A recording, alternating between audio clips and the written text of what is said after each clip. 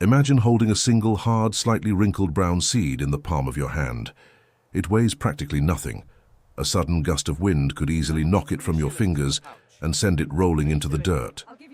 Now, imagine taking that exact same seed, walking into a 17th-century European market, and using it to buy a sprawling mansion, or fund a private army. Or if you manage to gather enough of them in the hull of a wooden ship, purchase the most valuable piece of real estate in the modern world. We are not talking about a flawless diamond. We are not talking about a rare ingot of gold or a precious gemstone pulled from the depths of a royal mine. We are talking about nutmeg. To understand how something so microscopic, so seemingly mundane to our modern sensibilities, caused global cataclysms and redrew the map of the world, we have to travel back to a time when this little seed was the absolute center of the universe. But this center was not located in the grand courts of London, Paris, or Madrid. It was locked away in a tiny, almost mythical archipelago, hidden so deeply within the labyrinth of the East Indies that cartographers routinely drew sea monsters over the blank spaces where it was supposed to be. Our journey begins not with a volcanic eruption, but with a geographical fortress, the Banda Islands. They are a microscopic speck in the vastness of the Indonesian archipelago, a cluster of tiny volcanic outcrops rising defiantly from the deep blue of the Banda Sea. But for centuries, this impossibly small footprint of land was the only place on Earth, the absolute only place, where the nutmeg tree grew. Before the tragedy struck, before the galleons and the cannons arrived, this was a vibrant, wildly wealthy hub of global, albeit ancient, trade. Let us approach these islands by sea, much like the desperate, scurvy-ridden European navigators of the era. You have been sailing for over a year. Your crew is decimated, your hull is rotting, and your provisions are rancid. But then, the wind shifts. The air here is heavy, thick with a literal scent of spice that sailors claimed they could smell leagues before ever seeing land. It is an intoxicating, sweet and earthy aroma that drifts across the salt water, promising unimaginable wealth. It is the smell of salvation for a European economy, obsessed with preserving meat and masking the constant, lingering stench of death and disease back home.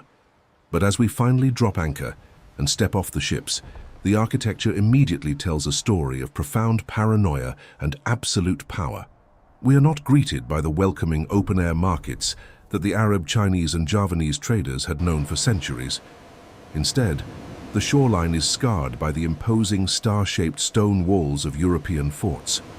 The transition from the lush, wild, tropical exterior to the cold, militarized interior of these outposts perfectly mirrors the violent clash of two entirely different worlds.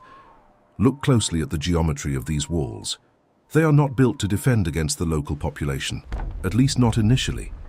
They are built to keep other Europeans out. The sheer thickness of the stone, the meticulously calculated angles of the bastions designed to provide overlapping fields of cannon fire, all of it screams of an obsession with control. This is the architecture of a monopoly. You can almost feel the anxiety of the Dutch commanders who paced these battlements, staring out at the horizon, terrified that an English or Portuguese sail might breach their exclusive domain. Moving past the heavy iron cannons and slipping out of the fortress shadows, we enter the heart of the island. We step into the nutmeg groves. This is the engine of the global economy of the 1600s. We walk through the dense canopy where the fruit is harvested. It is a strangely quiet place, shaded by the massive, spreading branches of the myristica fragrance trees. The volcanic soil beneath our feet is dark and impossibly rich, fed by the ash of the towering Mount Api nearby. The process of harvesting here is delicate, almost beautiful. The workers reach up into the green leaves to pluck a fruit that looks remarkably like a small yellow peach. When this yellow fruit is perfectly ripe, it naturally splits open, and inside it reveals a startling, vivid contrast of colors. Embracing a dark, glossy brown shell is a brilliant blood-red web. That red aril is mace, another incredibly valuable spice. And inside that dark shell rests the prize itself, the nutmeg seed. For generations, the Bandanese people harvested this fruit with a deep understanding of the land's rhythms. They dried the seeds in the sun, carefully separating the mace, and traded them with merchants from across the Indian Ocean. But the quiet beauty of this grove hides a brutal impending social reality. Here, beneath the leaves, we observe the terrifying contrast between the traditional Bandanese way of life and the alien force that has just anchored in their harbor. The Bandanese were a society built on free trade. They were a republic of merchants, governed by village elders known as the orang kaya, the rich men. They understood the value of their crop, but they also understood the necessity of playing different buyers against each other. They traded nutmeg for rice from Java, textiles from India, and porcelain from China. It was a balanced, localized ecosystem of commerce. Then came the Dutch East India Company, the VOC. The VOC was not just a group of traders. It was the world's first true multinational corporation, complete with a board of directors, shareholders, and a terrifyingly efficient corporate logic. They did not just want to trade for nutmeg. They demanded a total, unyielding, and eternal monopoly. They wanted every single seed that fell from every single tree on these islands, and they wanted it at a price they alone dictated.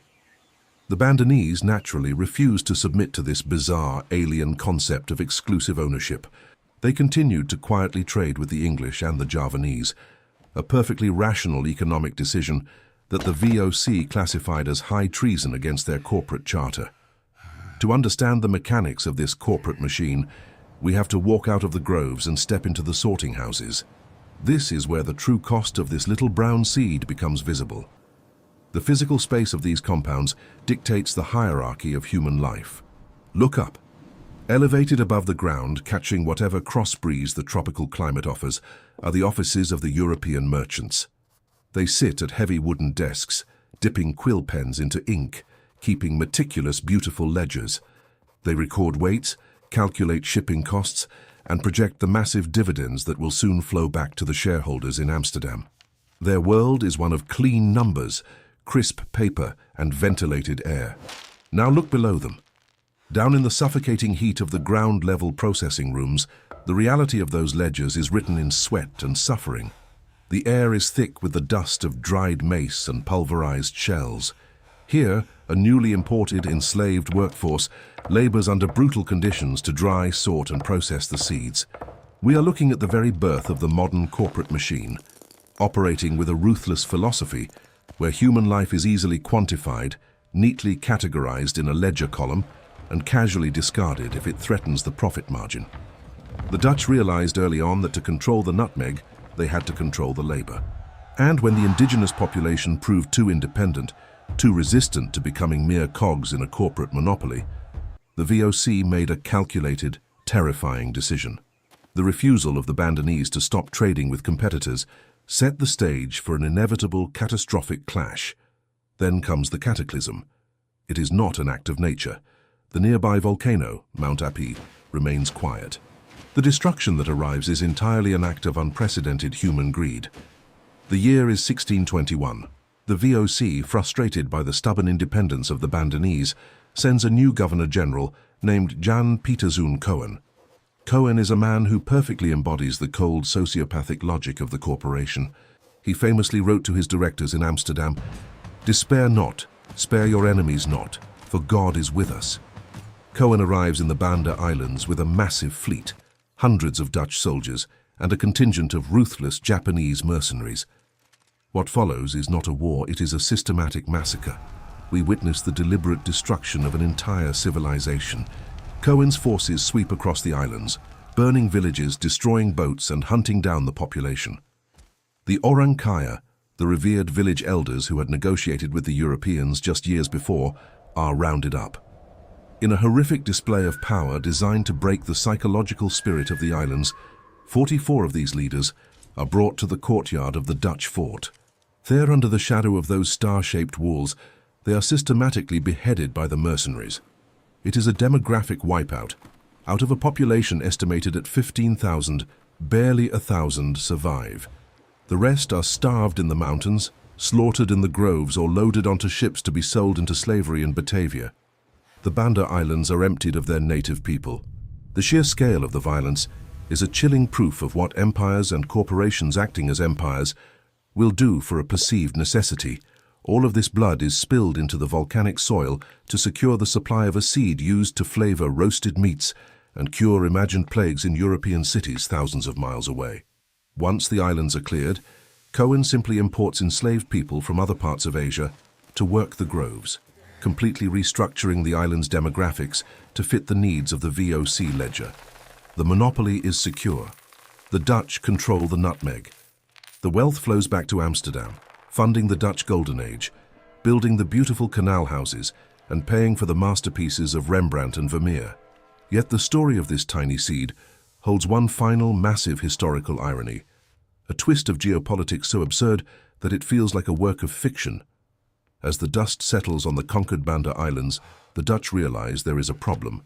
They control the main islands of Nera, Banda Besar, and Ai. But there is one small swampy piece of rock on the western edge of the archipelago that remains stubbornly, infuriatingly out of their grasp. Its name is Run. Run Island is barely 2 miles long and half a mile wide. It is a rugged, inhospitable strip of land, but it is covered in nutmeg trees, and more importantly, it is occupied by the British.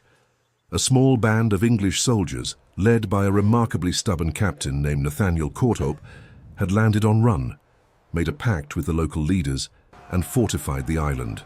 For over 1,000 days, this tiny garrison holds out against the overwhelming might of the Dutch East India Company. They endure starvation, disease, and constant bombardment. The standoff over this specific, microscopic, nutmeg-producing island paralyzes two global superpowers. The English refuse to leave, knowing that as long as they hold Run, the Dutch monopoly is incomplete. The Dutch refuse to back down, knowing that a single English ship escaping with a cargo of Run nutmeg could crash the prices in Amsterdam.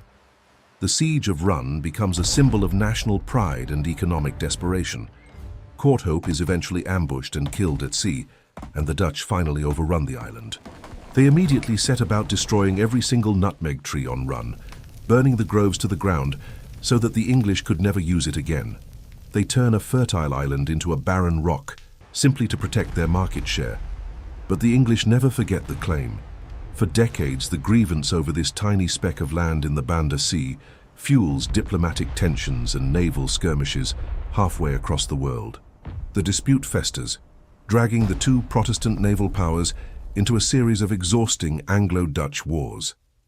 The resolution to this global conflict finally comes decades later, far from the tropical heat of Indonesia, at the cold, polished negotiating tables of the Netherlands.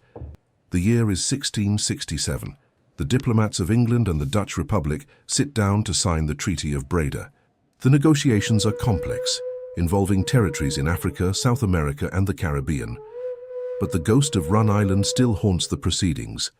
The English demand compensation for their lost Spice Island.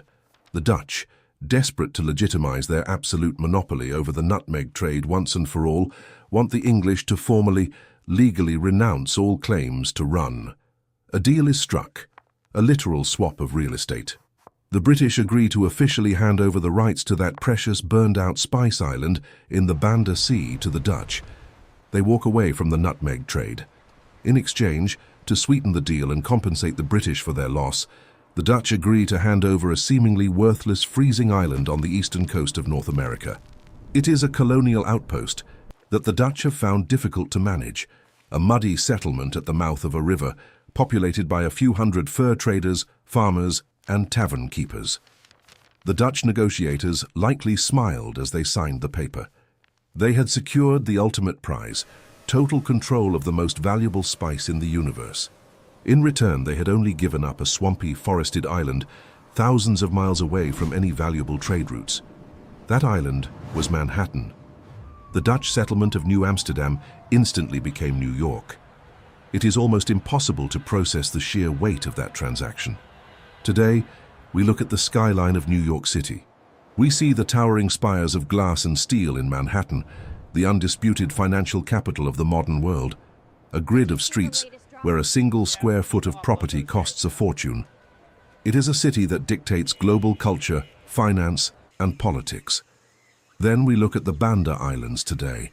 The forts built by the Dutch are crumbling, their star-shaped walls covered in moss and vines, slowly being reclaimed by the jungle. The grand mansions of the plantation owners once built with the blood money of the monopoly, are peeling and fading in the tropical sun. The global demand for nutmeg eventually collapsed as the trees were successfully smuggled to other tropical colonies, breaking the VOC's stranglehold. Today, the Banda Islands are a quiet, isolated paradise, largely forgotten by the massive global economy they once birthed. The contrast is staggering. It forces us to reevaluate everything we think we know about how the modern world was built.